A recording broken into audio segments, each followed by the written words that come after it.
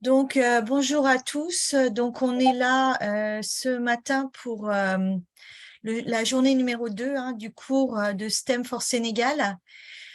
Donc, aujourd'hui, là, on va commencer par le module 3. C'est sur la motivation des élèves. Comment motiver les élèves dans un environnement en ligne?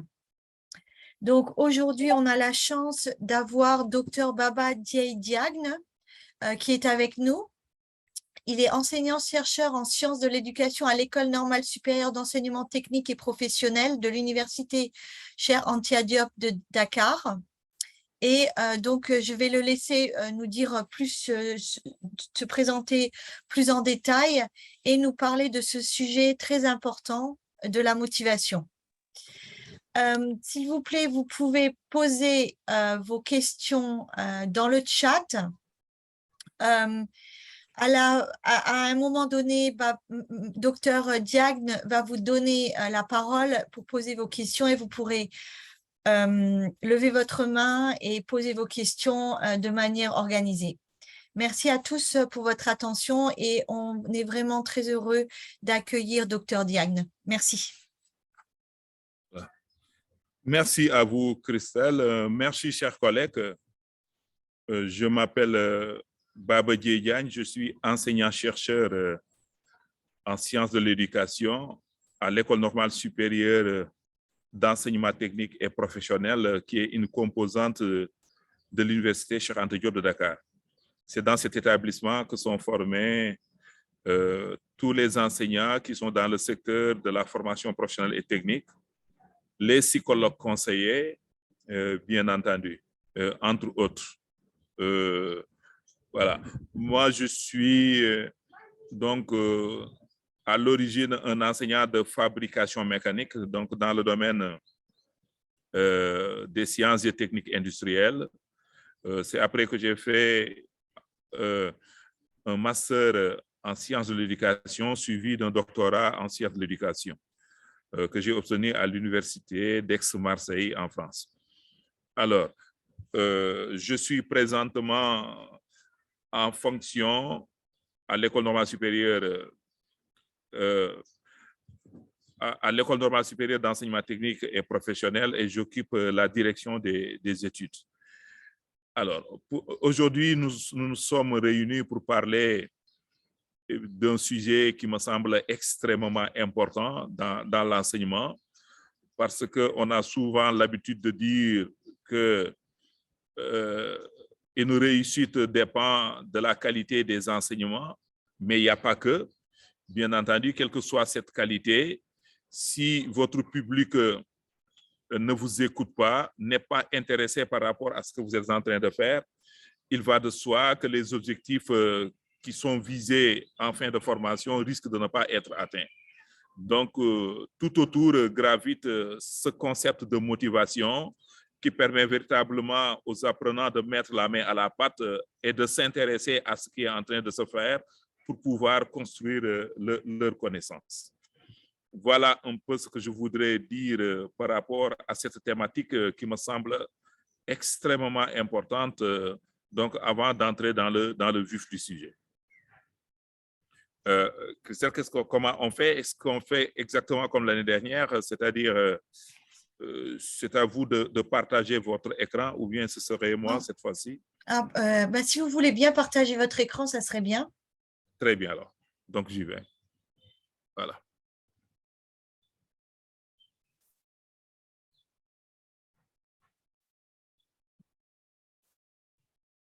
On voit bien votre écran, là, on le voit.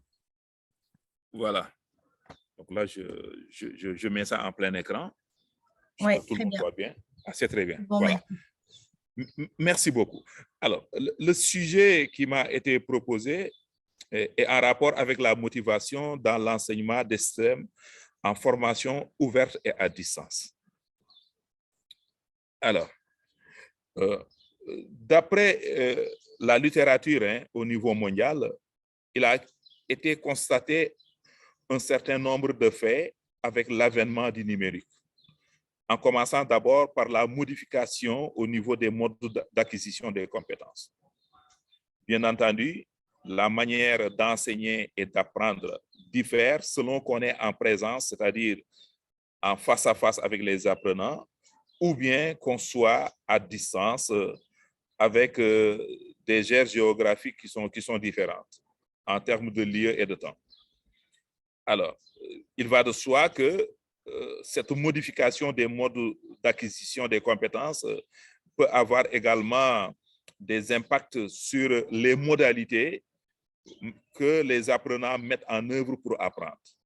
Bien entendu, avec aujourd'hui l'utilisation des plateformes de formation à distance, que ce soit les MOOC ou les Serious Games, qu'on appelle donc la réalité virtuelle, etc., ce sont effectivement des plateformes qui sont là et qui offrent beaucoup plus de modalités d'apprentissage des apprenants, quel que soit le lieu et quel que soit le temps ou l'activité occupée par l'individu. Parce qu'aujourd'hui, de plus en plus, ces éléments permettent d'avoir une certaine flexibilité par rapport à la manière dont les gens apprennent. Nonobstant maintenant ces choses-là, il y a à côté ce qu'on appelle des taux d'abandon qui sont extrêmement élevés aujourd'hui. Ce qui pose bien entendu la problématique de la motivation. OK? Alors, la motivation, étymologiquement, dérive d'un motif et dérivé d'un motif. C'est-à-dire, avant d'agir, il faudrait avoir une raison. Donc, être motivé, c'est donc désirer quelque chose et être prêt à agir pour l'obtenir. Bien entendu, si on sort les actes qui relèvent des réflexes, tout acte relève bien sûr d'une motivation qui est très claire, qui permet à un individu de pouvoir agir. Vygotsky, qui est un penseur russe des années 1933, nous a montré, bien entendu, que toute action est précédée d'un motif. Alors, donc, un autre chercheur qui s'appelle Lévy-Le Boyer nous montre que la motivation est un processus qui se décompose en 3 étapes. D'abord, il faut se donner un objectif à atteindre, décider de faire un effort pour l'atteindre et bien entendu, persister dans cet effort. Pourquoi on parle d'objectif à atteindre? Ça, il me semble que c'est extrêmement important parce qu'un autre penseur du nom de Magère nous apprend que si on ne sait pas où l'on va, on risque de se retrouver ailleurs et sans le savoir. Donc, il est extrêmement important, avant toute action, de se dire que voilà l'objectif que je veux atteindre. Et maintenant, si on connaît le point où on veut aller, on va maintenant essayer de se donner les moyens et les voies pour arriver à ce point d'arrivée. C'est ça qu'on appelle donc un objectif qu'il faudrait atteindre. Et de ce point de vue, maintenant, il appartient à celui qui veut atteindre cet objectif de faire l'effort nécessaire pour l'atteindre. Et maintenant, dans cet effort-là, il y a une persistance qui permet véritablement de demeurer dans cet effort-là pour arriver au résultat. Alors, la motivation donc d'un individu est principalement influencée par ses besoins d'autodétermination, de ses besoins de compétences et de ses besoins d'affiliation. Alors, et de ce point de vue, il est démontré que la formation ouverte et à distance peut favoriser la motivation si les apprenants se sentent plus autodéterminés. C'est-à-dire quoi? S'ils ont la possibilité de ne pas être guidés à 100%, c'est-à-dire ils ont leur mot à dire, ils ont des choix à faire et qu'ils ont la possibilité d'avoir un contrôle sur les activités qui leur sont proposées lors des cours en ligne. Alors, si également ils se sentent plus compétents, il y a effectivement un sentiment d'auto-efficacité que l'on repère à travers ce terme de se sentir compétent. Ce concept-là, on y reviendra tout à l'heure.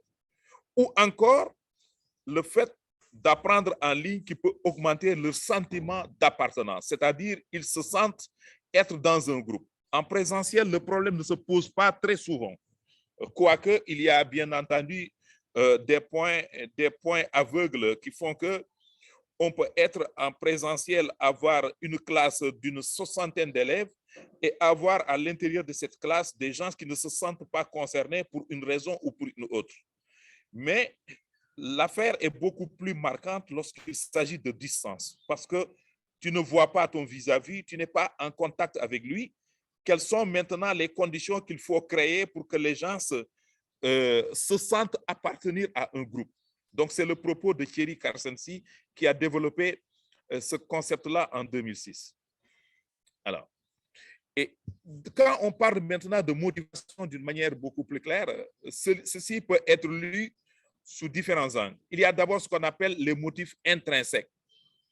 Et son pendant, ce sont les motifs extrinsèques. Qu'est-ce qui les différencie? Dans le premier cas, il s'agit de motifs réalisés pour l'activité elle-même. C'est-à-dire, l'individu ne recherche aucune autre récompense que son évolution personnelle ou le plaisir qu'il retire dans l'activité. C'est-à-dire, il est motivé par rapport à ce qu'il peut gagner dans cette activité d'un point de vue personnel, par rapport à son plaisir, ou bien il veut se développer d'un point de vue individuel. Donc là, on parle de motifs intrinsèques que l'on retrouve dans le plaisir de faire une activité. Et de l'autre côté, bien entendu, il y a les motifs extrinsèques qui sont plus variés. Alors, au plus faible niveau d'autodétermination, l'individu peut agir sous la contrainte ou bien par obligation pour éviter une sanction ou bien pour faire plaisir à quelqu'un. Alors là, très souvent, on le retrouve à l'école maternelle, à l'école primaire. On se souvient tous de notre premier jour à l'école. Très souvent, on est tiré par les habits ou bien par le bras, par la force pour entrer dans la salle de classe. C'est généralement de cette manière-là, effectivement, qu'on parvient à identifier ces faibles taux d'autodétermination d'un individu qui est contraint à faire une activité à laquelle, effectivement, il ne se sent pas lié d'une manière directe. Par contre, au plus haut niveau d'autodétermination, l'individu agit volontairement pour obtenir quelque chose qui l'intéresse. Il s'agit, par exemple, pour un apprenant de souhaiter obtenir un diplôme. En suivant un diplôme ou une formation qui convient à ses valeurs. Alors là, il s'agit bien entendu d'un élève qui veut obtenir un diplôme et qui ne sait pas exactement ce qu'il va obtenir à la fin. Ce qui l'intéresse, c'est véritablement d'obtenir son diplôme sans pour autant savoir ce qu'il y a derrière. Donc, effectivement, ça peut être considéré comme un motif extrinsèque. Alors, on va parler rapidement de la dimension socio-affective. Qu'est-ce que cela veut dire? La dimension socio-affective recouvre l'ensemble des émotions et bien sûr des sentiments. Qu'est-ce que cela veut dire? Les émotions sont définies comme une réaction soudaine, observable et universelle. Cela dépend généralement du contexte que l'on vit actuellement. Donc, on est frappé par quelque chose, on est dans l'émotionnel. Par contre, les sentiments s'inscrivent dans la durée et sont beaucoup plus stables et sont intériorisés par l'individu. Donc, c'est propre à l'individu. Ça peut être, bien entendu, la finalité d'une émotion qu'on a vécue par rapport à un contexte donné. Alors, ce qui nous amène à voir ici un certain nombre d'éléments sur lesquels on va essayer de se focaliser, surtout lorsqu'il s'agit de ce qu'on appelle le sentiment d'auto-efficacité d'Albert Bandura. Alors, Bandura a montré, par exemple, que quand un individu a le sentiment qu'il connaît quelque chose ou bien a le sentiment d'être compétent, en ce moment-là, il a beaucoup plus de chances de réussir une activité dans laquelle il s'est engagé. Donc, il appartient à un enseignant de développer ces sentiments d'auto-efficacité chez un individu. Alors, le sentiment de confiance en l'autre également, à la fois en termes de compétences et dans le respect de valeurs personnelles. Alors, là, on est en train de parler de rapport que quelqu'un devrait avoir par rapport à son vis-à-vis. On est en train de voir ce qu'on a dit tout à l'heure par rapport au sentiment d'affiliation d'un individu dans un groupe. Et ça fait partie des éléments de motivation qui permettent à quelqu'un de s'engager dans une activité qui, in fine, lui permettra de développer des savoirs, voire des compétences. Donc, de ce point de vue, Émile Durkheim parle effectivement de sentiment d'appartenance à un groupe.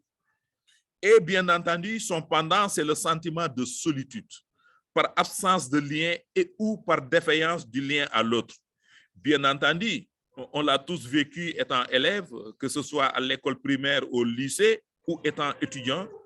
On le sait, les jeunes sont comme ça.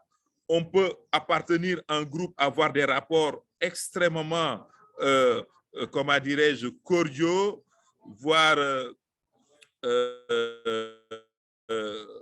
voire intéressant par rapport à des individus, et du jour au lendemain, ces rapports-là peuvent se casser pour une raison, pour une autre. Et parfois, on a le sentiment d'être isolé, on a tendance à prendre ces distances vis-à-vis des individus. Et bien entendu, ce type de sentiment casse ce qu'on appelle la dynamique de groupe. Alors, et maintenant, on va parler de la dimension qui nous semble extrêmement importante, à savoir la dimension cognitive. Et de ce point de vue, je voudrais parler effectivement de l'apprentissage. Un apprentissage non compris est considéré comme un apprentissage non appris. Et par rapport à cela, je voudrais donner des exemples que moi j'ai vécu en tant que élève, en tant qu'étudiant, ensuite en tant qu'enseignant. Nous sommes dans le domaine des STEM. Par exemple, il arrivait qu'en mathématiques, à l'autre époque, je sais qu'aujourd'hui, les programmes ont évolué dans un sens où on a tendance à contextualiser les enseignements. Mais ce qu'il faudrait retenir, c'est que de notre temps, on nous enseignait des choses qui étaient extrêmement abstraites. On ne pouvait pas faire le lien entre ce qu'on était en train d'apprendre et la réalité. Malheureusement, c'est plus tard, étant étudiant, qu'on découvrait véritablement le lien entre ce qu'on était en train d'apprendre et l'application possible de ces apprentissages dans une situation réelle. Donc, quand on ne comprend pas ce qu'on est en train d'apprendre, il va de soi que le risque, c'est que effectivement cet apprentissage-là risque de ne pas être appris comme il le faut. Donc, pour qu'un apprentissage soit compris, donc appris, il faut qu'il ait du sens pour celui qui apprend. David Ausubel, un penseur américain des années 2000, a montré, bien entendu, que un apprentissage doit être significatif, c'est-à-dire doit avoir du sens pour celui qui apprend. Il doit se dire, ce que je suis en train d'apprendre là, ça doit me servir à traiter tel problème, à résoudre tel problème ou à faire telle chose. Donc, si c'est compris de cette manière-là, donc, il y a des points d'ancrage qui font que l'apprenant peut faire le rapport entre ce qu'il sait déjà et ce qu'il va apprendre. Donc, l'apprentissage significatif consiste en l'acquisition de nouveaux savoirs en relation cohérente avec les connaissances et les expériences dont dispose l'apprenant. Alors, ce processus d'incorporation se produit quand la nouvelle connaissance à acquérir par l'apprenant peut se lier à la connaissance qui lui sert de point d'ancrage dans sa structure cognitive. Alors, donc le nouveau contenu est lié à des expériences ou à des connaissances antérieures, ce qui motive la personne qui apprend à le faire. Un autre exemple que je vais donner pour étayer mon propos, quand je faisais un master en sciences de l'ingénieur et un cours sur le traitement du signal, je crois que c'est dans votre domaine, on apprenait les séries de Fourier, les transformations de Laplace. Moi, je n'avais aucun problème à faire le lien entre ce que j'étais en train d'apprendre et son application pratique dans la réalité. Parce qu'auparavant, dans mon cursus professionnel, j'ai appris ce que c'était le traitement du signal en situation réelle. En prenant le cas de la maintenance lorsqu'on faisait ce qu'on appelle l'analyse vibratoire. Donc, quand on me parlait de tous ces phénomènes-là, je n'avais aucun problème pour les comprendre. Contrairement à mes jeunes frères qui venaient directement de la fac et qui n'ont pas eu le temps de faire ces applications pratiques-là. Donc, pour dire qu'il est important de partir de problèmes concrets pour pouvoir, bien entendu, apprendre aux gens des choses qui peuvent être abstraites. donc l'enseignement des STEM entre dans ce cadre-là. Alors, les activités, démarche donc de motivation. Alors, ce qui nous amène dans la démarche de motivation, c'est de voir un peu maintenant par rapport à tout ce qu'on a dit d'un point de vue théorique, comment mobiliser ces informations dans le cadre pratique pour pouvoir motiver nos auditeurs. Alors, les activités collaboratives mobilisent beaucoup plus que les activités individuelles.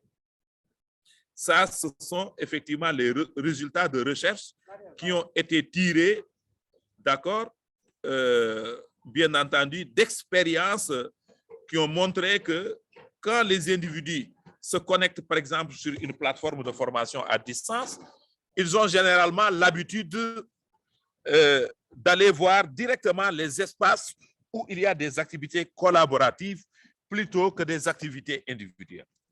Donc, la conclusion, c'est que les activités collaboratives mobilisent beaucoup plus que les activités individuelles. Deuxième constat, deuxième résultat de recherche, je dirais bien, les activités collaboratives sont plus efficaces pour établir ce qu'on appelle une communauté de pratique. Parce que quand vous mettez des activités collaboratives en place, les gens sont en train de travailler en groupe. Alors, ça nous ramène tout à l'heure à un chercheur que j'ai cité au début de ma présentation, à savoir Lev Vygotsky, qui parle bien entendu de zones proximales de développement. Il montre que quand on travaille en groupe, nous avons généralement un public qui n'a pas le même niveau. Donc, les gens sont différents et ont leur singularité. Pour pouvoir maintenant aider les uns par rapport aux autres, le fait de les mettre en groupe de travail en posant des problématiques très claires permet à tout un chacun de pouvoir agir sur l'autre et inversement. Donc, pour dire que les activités collaboratives permettent véritablement d'avoir le maximum de bénéfices pour établir ce qu'il appelle une communauté de pratique. Un dernier constat également de ce point de vue, c'est que les soutiens affectifs et cognitifs, qui sont considérés comme les premiers facteurs de persévérance, proviennent davantage des pairs que des tuteurs. Qu'est-ce que cela veut dire? Quand vous mettez les gens en groupe, il y a les rapports qui existent entre les apprenants. Et d'un autre côté, il y a les rapports entre l'enseignant ou le tuteur et bien entendu les apprenants.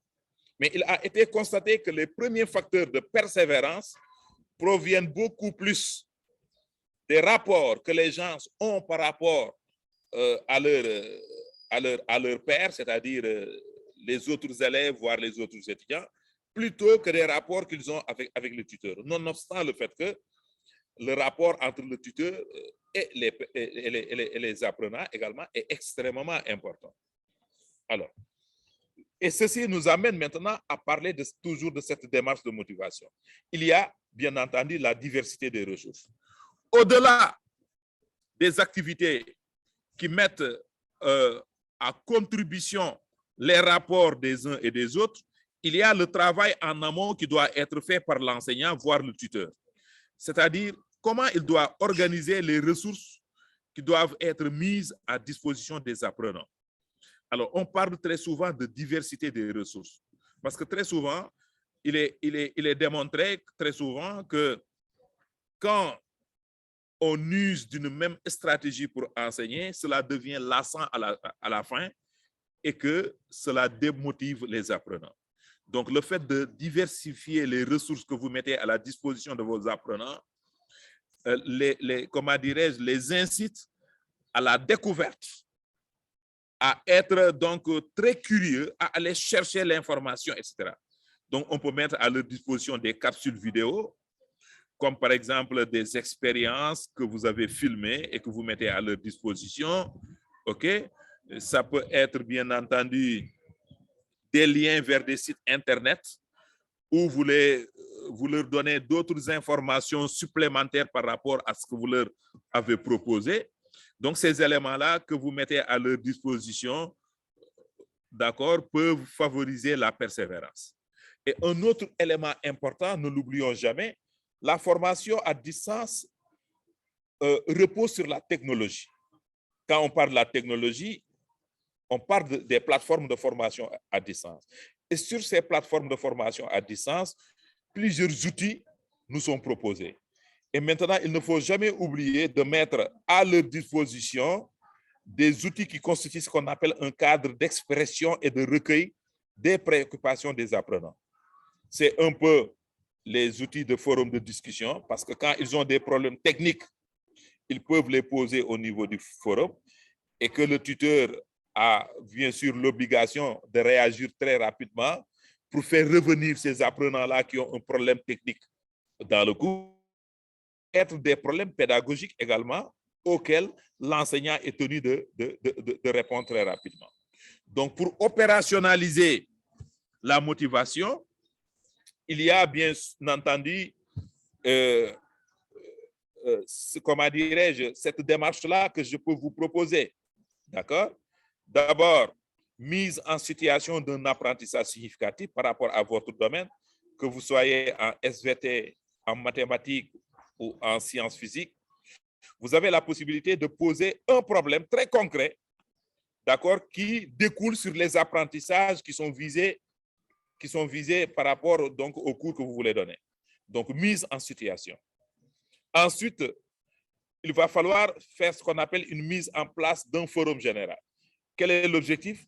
C'est bien entendu de recueillir les préoccupations techniques et pédagogiques des apprenants. Ensuite, recours aux outils de travail collaboratif comme le forum de discussion, le wiki, etc. Tout à l'heure, on a démontré, bien entendu, que le travail collaboratif a beaucoup plus d'impact pour créer ce qu'on appelle une communauté de pratique.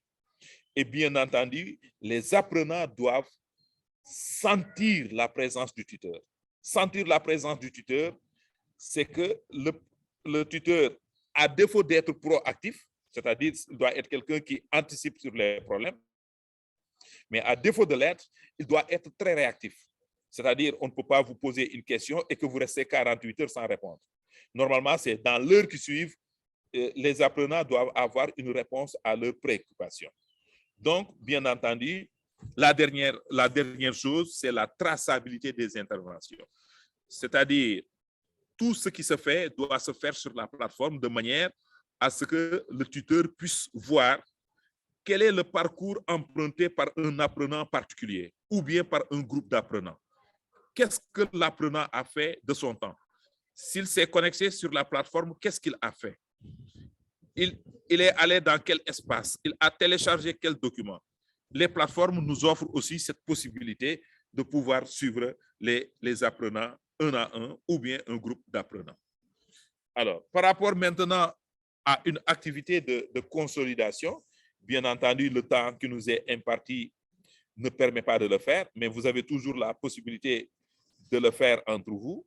C'est de proposer une activité de mise en situation d'un apprentissage significatif en lien avec les outils de travail collaboratif. Donc, je vous laisse 30 secondes pour prendre note par rapport à l'activité de consolidation que je viens de vous proposer comme ça. 30 secondes, s'il vous plaît.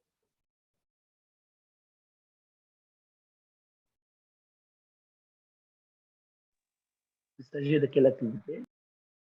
Celui-là que j'ai mis devant vous à l'écran. Activité de consolidation, proposer une activité de mise en situation d'un apprentissage significatif en lien avec les outils de travail collaboratif. Donc, vous pouvez recopier ça. C'est juste une petite phrase que vous pouvez prendre en 10 secondes.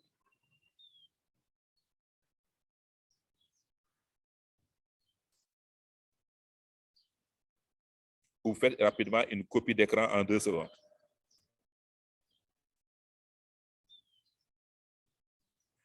Voilà, merci beaucoup. Je vous remercie donc de votre attention et je suis maintenant à votre disposition pour répondre à vos éventuelles questions. Merci beaucoup.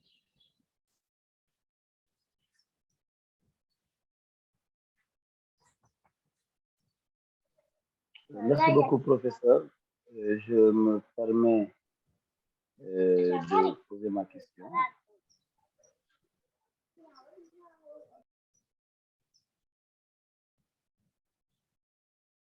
Monsieur Seydi, on vous entend plus. Juste Voilà, je pense que c'est bon maintenant. Oui, voilà. Allez-y. Donc, je voulais apporter un petit commentaire d'abord par rapport au cours. Je ne sais pas comment il faut le dire d'abord, appuyer plutôt. Donc, ce qu'il avait dit par rapport à l'apprentissage non compris est considéré comme un apprentissage non appris, en tout cas quelque chose qui est non appris. La preuve, c'est que moi, par exemple, quand je viens en face de mes élèves, que j'ai hérité, par exemple, une classe de terminale, je ne les avais pas en première, je viens, je leur demande, est-ce que l'année dernière, vous avez appris la trigonométrie? La réponse, très souvent, c'est non.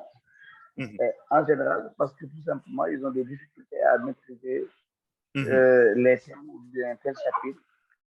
Donc, l'année dernière, sachant que je sais que les enfants ont très souvent des difficultés, par exemple, sur tel chapitre. Mais quand je viens, c'est pour un peu appuyer sur ce que vous avez dit.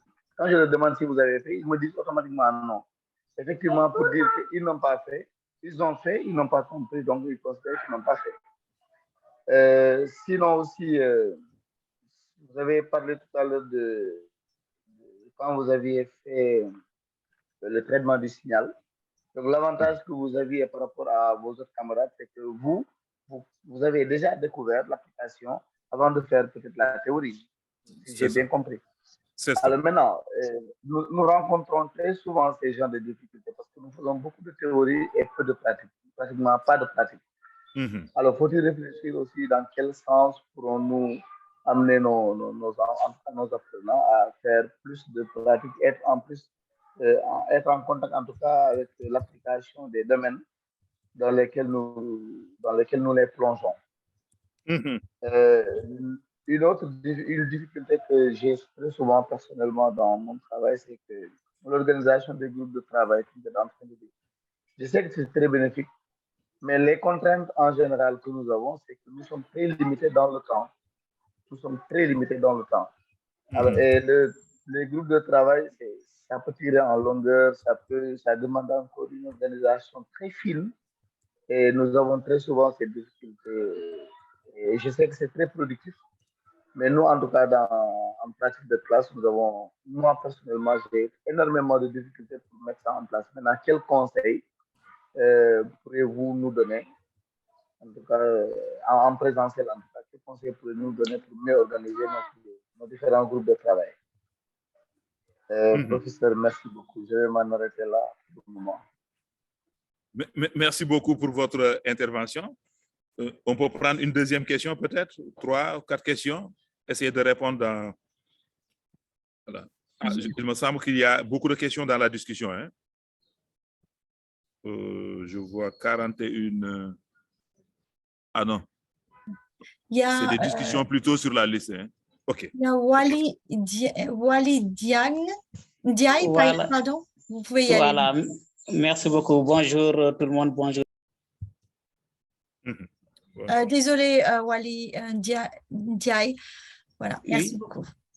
Alors, voilà. Bonjour tout le monde. Bonjour, professeur.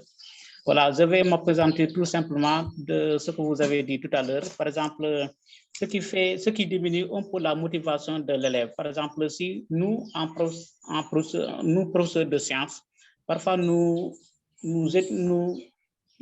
enseignons parfois des choses qui sont abstraites. Parfois, si on dit par exemple les séries de Fourier, on fait des calculs interminables alors que les élèves donc n'auront aucun sens par exemple pour comprendre on peut comprendre par exemple les calculs, mais une fois à la maison, ils vont dire que quel est le sens maintenant de faire donc tous ces calculs.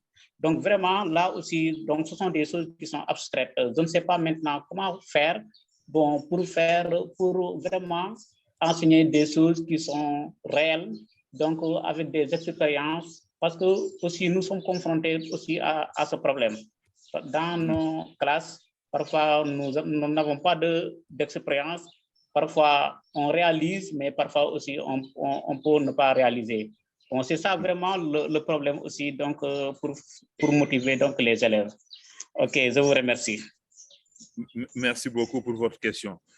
Peut-être je pourrais réagir rapidement sur les 2 premières. Ok.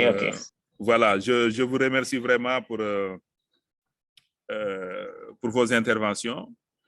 Comment aider les apprenants dans la pratique? Bien entendu, c'est la grosse problématique, hein. Nous sommes dans un pays sous-développé, pour le dire comme ça. Et il s'avère très, très, très difficile dans tous les établissements d'enseignement scientifique et technique d'avoir des laboratoires qui sont équipés, qui permettent de dérouler les expériences en lien avec ce que nous apprenons. Alors, aujourd'hui, de plus en plus, les gens ont trouvé, bien entendu, des alternatives par rapport à cela. Mais il y a également un coût par rapport à cela. Je vais quand même en citer quelques exemples. De plus en plus, aujourd'hui, on utilise ce qu'on appelle la réalité virtuelle. Réalité virtuelle, c'est véritablement ce qu'on appelle les serious games, etc., que ce soit en médecine ou ailleurs, surtout même dans les pays développés, lorsqu'il s'agit de faire des expériences qui peuvent s'avérer très, très dangereuses, on passe toujours par les simulations, l'utilisation de simulateurs avant d'aller dans la pratique réelle. Par exemple, c'est le cas de la manipulation des centrales nucléaires, la manipulation, comment dirais-je, l'apprentissage de la conduite dans l'aviation. On passe toujours par les simulateurs avant d'aller en situation réelle. Donc, de la même manière, que ce soit en mécanique, en physique ou ailleurs, ces simulateurs existent, malheureusement, qui ont encore un coût exorbitant. Alors, l'autre solution serait véritablement de montrer ce que l'on veut faire à travers des expériences qui peuvent être retrouvées sur YouTube. Il y en a sur Dailymotion également, il y en a. Bien entendu, ça permet véritablement aux apprenants de se confronter, entre guillemets, avec la réalité, plutôt que l'on parle en l'air comme ça, sur des choses très abstraites qu'ils n'ont aucune chance de voir, par exemple. Alors, c'est vrai que nous sommes dans un domaine, le domaine des STEM, c'est un domaine qui demande beaucoup de moyens. Véritablement, quand on veut véritablement créer un esprit, former l'esprit scientifique de nos jeunes, il va falloir, bien entendu, les confronter non seulement à la réalité, mais de ce point de vue également, il faudra essayer d'y mettre les moyens. C'est ça l'une des grosses problématiques de l'enseignement des STEM dans nos pays. Bien entendu, même si aujourd'hui vous devez utiliser des expériences que vous pouvez voir sur Dailymotion, voire sur YouTube, il y a des démarches qui sont véritablement, comment dirais-je, des démarches pédagogiques qui sont généralement indiquées pour pouvoir le faire. Il y a un chercheur canadien, donc, comment dirais-je, dont j'ai oublié le nom, mais je crois que je vais m'en rappeler tout de suite, qui dit qu'il faut contextualiser, décontextualiser et recontextualiser les savoirs. Cela permet de passer du concret à l'abstrait et pour revenir au concret. C'est-à-dire, il prévoit ce qu'on appelle la démarche de l'ARCHE, A-R-C-H-E, c'est-à-dire partir d'un exemple concret qui montre véritablement à vos élèves que ce que nous allons apprendre aujourd'hui nous permet de faire ceci, de résoudre un problème que nous traversons, que nous rencontrons quotidiennement. Voilà comment on peut le résoudre à travers ce que nous allons apprendre aujourd'hui, en partant d'un exemple concret. Je donne un exemple que j'ai déjà utilisé dans l'enseignement, par exemple, des matériaux. J'ai commencé mon cours en montrant le naufrage du bateau, le Titanic. Au moment où le bateau est venu en contact avec l'iceberg, et on l'a vu systématiquement, les rivets qu'on appelle, c'est-à-dire, c'est les éléments que l'on peut retrouver. Encore, c'est des éléments, je ne sais pas comment l'expliquer, un rivet, parce que c'est assez mécanique. On les retrouve dans les poches des jeans, là. C'est les boutons en métal, là, qui permettent véritablement d'assembler, voilà, d'assembler deux, voire plusieurs pièces ensemble. On les retrouve également dans les trous de ceinture, là, en métal, ce qu'on appelle les rivets. Alors, vous savez, le bateau est constitué de plusieurs plaques métalliques qui ont été assemblées. Alors, il s'est trouvé que lorsque le bateau est entré en contact avec l'iceberg, on a vu les rivets qui ont sauté, et c'est ça qui a en réalité occasionné comment dirais-je, le naufrage du bateau. Mais qu'est-ce que j'ai voulu enseigner par rapport à cela? il s'est avéré que les ingénieurs qui étaient en train de faire le calcul de dimensionnement pour dire que les rivets devaient avoir un diamètre égal à temps pour pouvoir résister à un choc égal à combien de décanewtons, voilà comment il va falloir les dimensionner. Il s'est avéré que, malheureusement, leur dimensionnement était exact, mais il y a un facteur qui a fait que, finalement, ce calcul-là n'était plus exact. Parce qu'il y a eu ce qu'on appelle des impuretés que l'on retrouve naturellement dans les aciers. Dans les aciers qui ont été transformés en fonderie. Il y a une technique maintenant qui permet de séparer ces impuretés de la matière pure. Malheureusement, cette technique-là n'a pas fonctionné correctement et ces impuretés ont fait que ce calcul-là n'a pas fonctionné correctement. Donc, j'étais en train de leur dire, voilà, dans ce cours, si vous maîtrisez ce processus, demain, vous allez faire en sorte qu'il n'y aurait plus de tragédie, comment dirais-je, du Titanic. Donc, un exemple très concret qui montre que, attention, voilà le pourquoi de ce qu'on va faire aujourd'hui. Parce que ça permet aujourd'hui d'empêcher qu'il y ait 2000 victimes. Donc, c'est un cas concret. Maintenant, on peut arrêter sur le cours et revenir maintenant sur d'autres exemples concrets pour renforcer ce qu'on a dit. Donc, pour montrer que, bien entendu, il faut toujours faire ce qu'on appelle une mise en situation. C'est bien sûr la dernière contribution que je vous ai montrée pour dire que vous pouvez partir de tout ce qu'on a fait aujourd'hui sur des aspects assez théoriques de la motivation pour pouvoir mettre en situation un exemple concret qui permet de motiver vos élèves parce qu'ils vont essayer de découvrir. Ah, aujourd'hui, on est en train de regarder le Titanic. Qu'est-ce qu'il va nous montrer? Ils sont curieux. Cette situation les captive à ouvrir grandement les oreilles, à ouvrir grandement les yeux pour essayer de voir ce qu'ils vont apprendre. Mais si vous venez en commençant à dire, non, aujourd'hui, on va faire les impuretés, etc., etc., ils ne savent pas à quoi cela va leur servir. Ils ne sont pas accrochés par rapport au message. Ils ne vont pas vous suivre, donc ils ne sont pas motivés. Deuxième élément, c'est l'organisation du travail de groupe qui demande beaucoup de temps. Je l'avoue, c'est une activité très chronophage.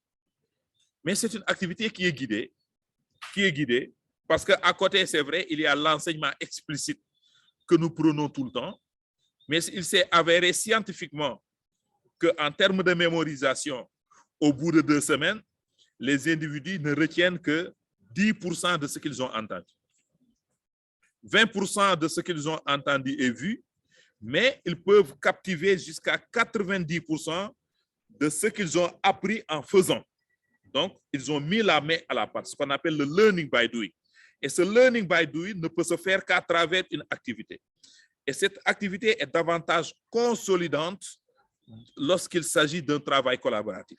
Pour dire tout simplement que ce sont des activités qui consomment beaucoup de temps, mais il faut prendre le temps de le faire. Parce que c'est vrai que très souvent, on dit qu'on a un programme à finir, mais le problème, c'est qu'on peut finir le programme et que derrière, les gens n'ont rien compris.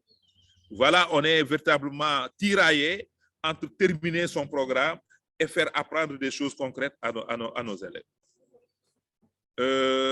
Donc, comment faire pour enseigner des choses réelles? C'était la dernière question de Wally. Je crois y avoir répondu par rapport à ma première intervention. Merci beaucoup.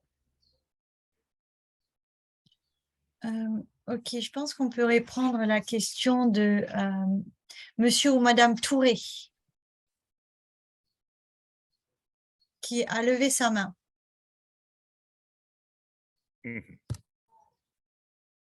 Est-ce que vous êtes là? Sinon, on peut aller à Monsieur Darou Gay. Bonjour, madame. Ok, allez-y. Bon, c'est Monsieur Touré, Monsieur Omar Touré. Bonjour, vous m'entendez, j'espère? Oui, bonjour, on vous entend. Bonjour, professeur. Je voudrais réagir par rapport à la dimension cognitive dont vous avez abordé. Quand un apprentissage non compris est considéré comme un apprentissage non appris. Bon, j'ai voulu aborder ce cas, mais un collègue m'a devancé. Mais pour entrer dans le cas où on devait organiser un travail de groupe, nous qui enseignons les mathématiques avec les classes pléthoriques, on souhaite le faire. Souvent, quand il nous reste un peu de temps, dans le cours, on propose un petit exercice.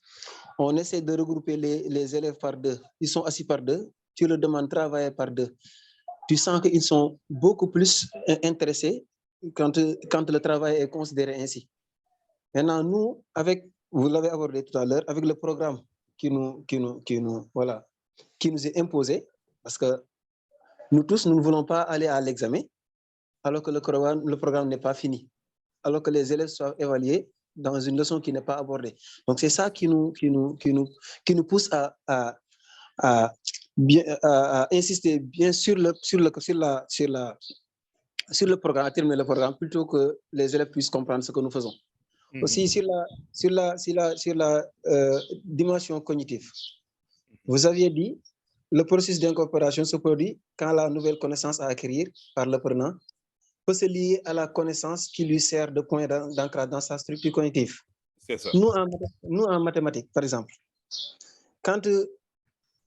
malgré nous savons l'importance des mathématiques. Mais quand un élève vous dit ln de 2, ça nous sert à quoi? Racine carrée de quelque chose, ça nous sert à quoi? Souvent, on a des difficultés pour les apporter une réponse adaptée à leurs habitudes journalières. Donc, bien vrai que nous le savons.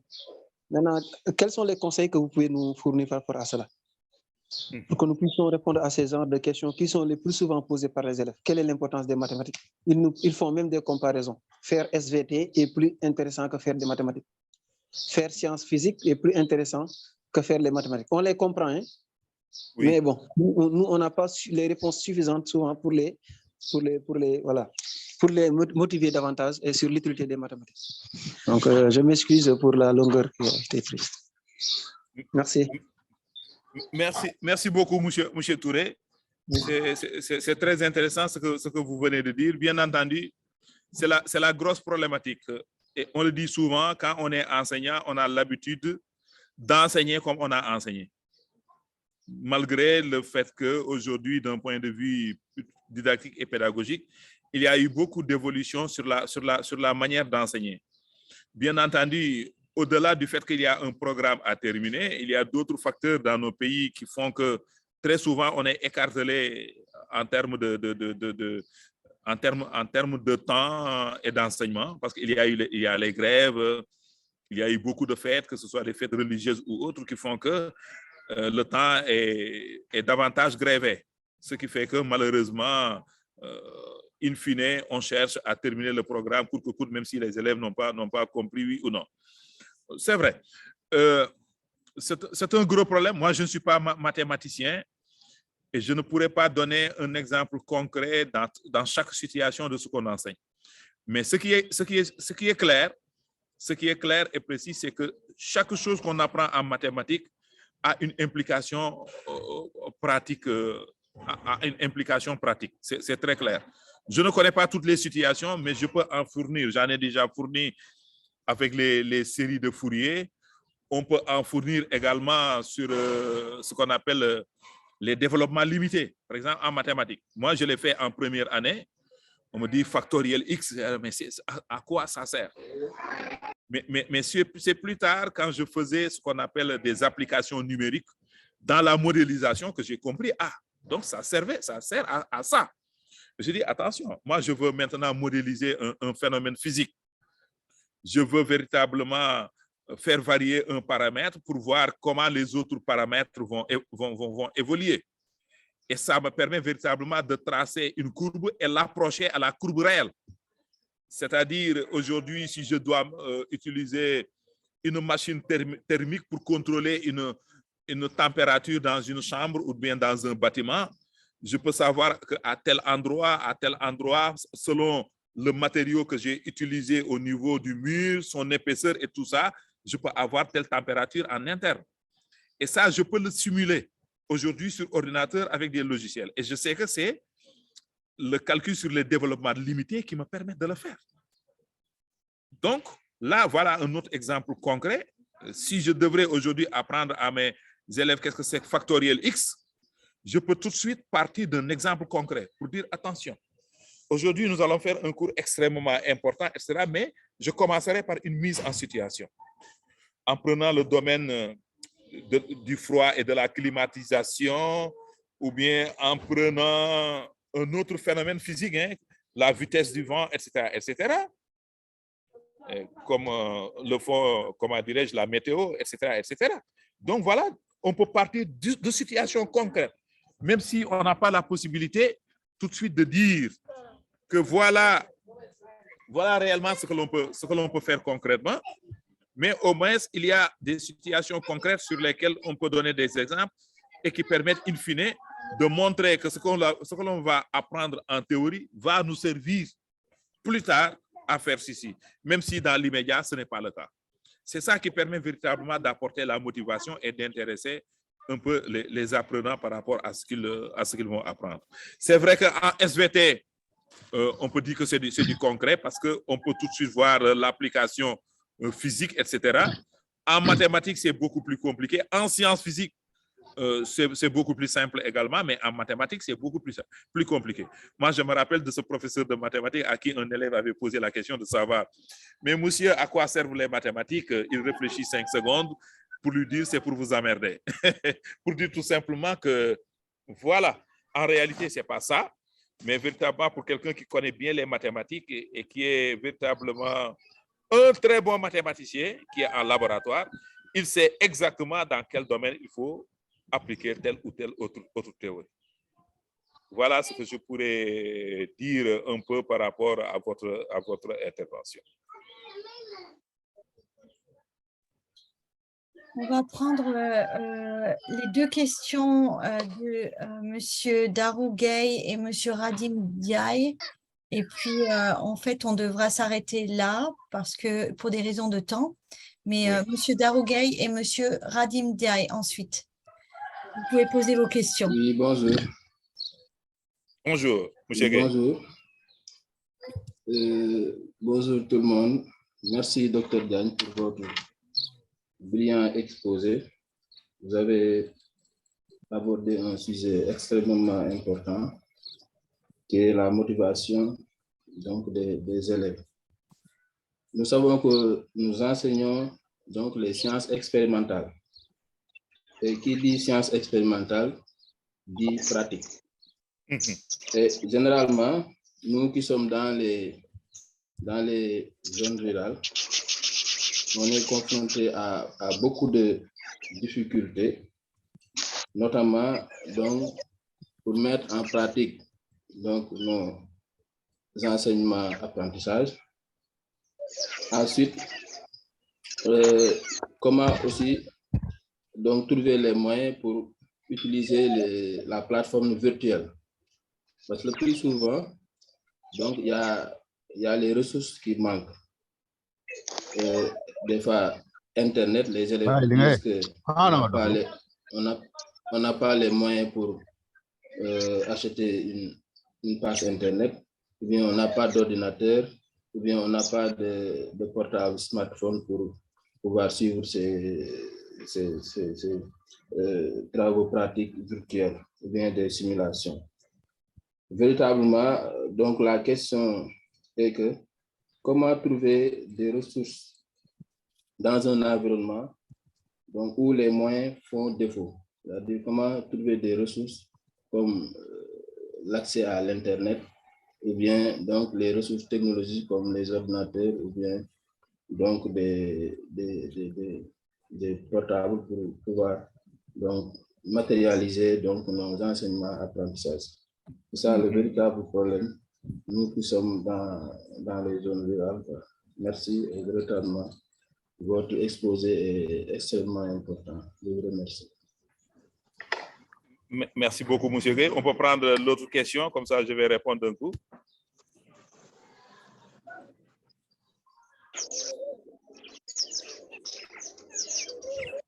Monsieur Radim Diaye, vous voulez poser votre question?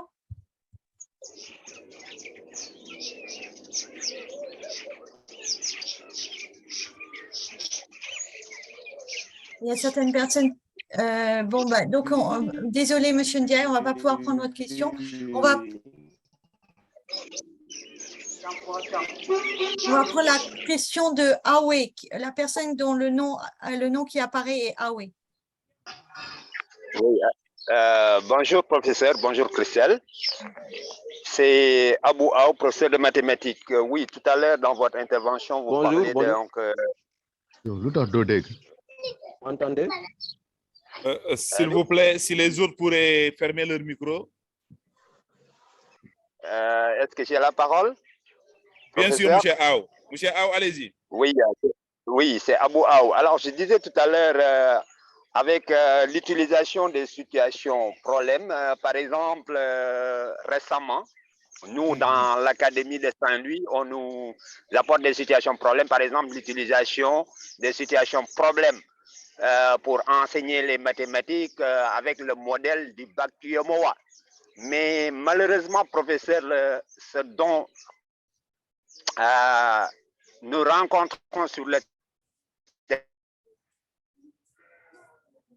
terrain, c'est dommage, c'est un peu saccadé. On participant à la formation de certains jeunes, surtout sur l'axe du Fouta. Tout à l'heure, il y a un collègue qui l'a dit. Allô? Allô, oui, c'est assez saccadé, on ne vous entend pas très bien. Il y a des coupures, quoi. C'est un problème de son? Allô? Oui, un problème de son. Ça se coupe parfois. Ouais. Bon, excusez-moi alors, donc je reprends. Je disais, dans certaines zones, comme l'a dit tout à l'heure un collègue qui enseigne les SVT, on rencontre des enseignants qui font moi je dirais de l'histoire naturelle ou bien de l'histoire mathématique, malheureusement. N'ayant pas de moyens, des écoles sans laboratoire, des écoles sans ordinateur, sans même Internet. Mais en plus de ça, tout à l'heure, l'un des collègues disait que le programme sénégalais en tant que tel est fait de sorte qu'on et non pas montrer aux élèves, aux apprenants, des situations concrètes de la vie courante. Par exemple, prenons très facile, par exemple, problème pour montrer aux élèves l'utilisation des mesures, etc. Mais même dans les écoles de formation, c'est comme si le projet pour ne pas former quelqu'un qui doit utiliser les sciences physiques à la sortie de la classe, comment pouvons-nous, au 21e, 22e siècle, à l'heure du numérique, rester toujours cantonné dans des programmes? C'est la question, vous allez me dire de poser la question à nos inspecteurs ou consorts, mais comment pouvons-nous faire pour changer ce paradigme? Excusez-moi si je me suis fait, si j'ai mal formulé ma question. Merci beaucoup, monsieur Abou Aou. Je vais essayer donc de répondre à ces deux questions d'une certaine manière. C'est vrai que vous posez une problématique réelle qui est là aujourd'hui et qui est connue de nos autorités. La réponse que je vais donner est très simple. Hein. Vraiment, pour faire de la formation en présentiel, il y a un minimum.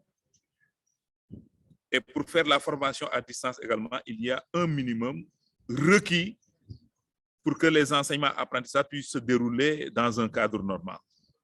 En dehors de cela, sincèrement, il n'y a pas autre chose à faire. Alors, pourquoi je le dis? Parce que quand on parle de formation à distance, le minimum requis, c'est d'avoir un ordinateur ou à défaut une tablette et bien entendu une connexion Internet. Si ces deux éléments-là ne sont pas réunis, il n'y a pas de possibilité qu'il y ait de la formation à distance. Maintenant, je ne parle pas des autres éléments. L'utilisation de simulateurs, l'utilisation de vidéos, etc. Parce que si ces deux premiers éléments que j'ai cités n'existent pas, il va de soi que la formation à distance ne peut pas avoir lieu. C'est un gros problème qui est là et que malheureusement les autorités tardent à concrétiser parce qu'aujourd'hui, de plus en plus, par exemple, à l'université, depuis, comment dirais-je, l'apparition de la pandémie à COVID-19, il y a la bimodalité qui a été choisie comme moyen d'enseignement-apprentissage.